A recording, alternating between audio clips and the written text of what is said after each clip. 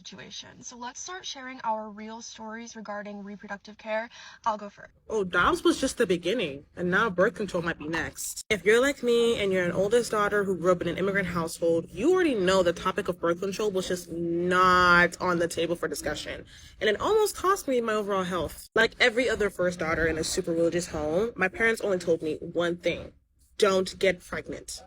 But they always left out birth control options. And what's more is I didn't even get to learn about birth control being more than just contraception until a lot later, because it is actually so much more. I remember being around like 16 and 17 going to my doctor's office, and he told me I was chronically anemic because of my cycles being so heavy, and he wanted to prescribe me birth control to help it. So I'm super confused on why he would prescribe me birth control, but my mother, on the other hand, is super against it because she didn't want it to encourage me to get active, if you know what I mean. Unfortunately, it wasn't until a couple years later when I was in college at 21 years old that I learned about more birth control options through friends and what they were using and what their experiences were with it, especially through really intimate conversations, like this one. And I learned that they were using it all for different reasons. Of course, the main one being contraception, but it was more than just that. Some had heavy, painful periods just like me. Some had PCOS, PMDD, and other situations where birth control was the only thing that really helped. And that's when I started doing more research with Planned Parenthood about birth control options and what was right for me and my anemia, because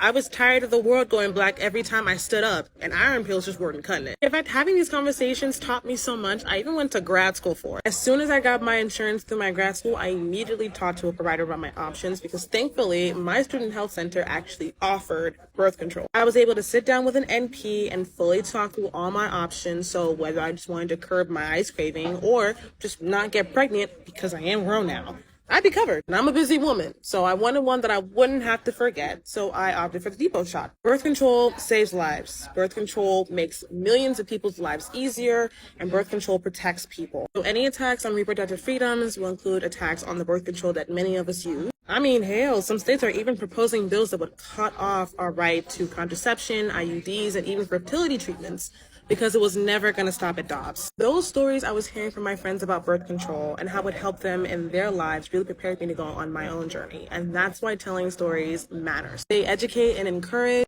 they rally communities together through shared experiences, and they turn into actions that would help protect our rights, our reproductive freedom. Now that I've told my story, what's yours?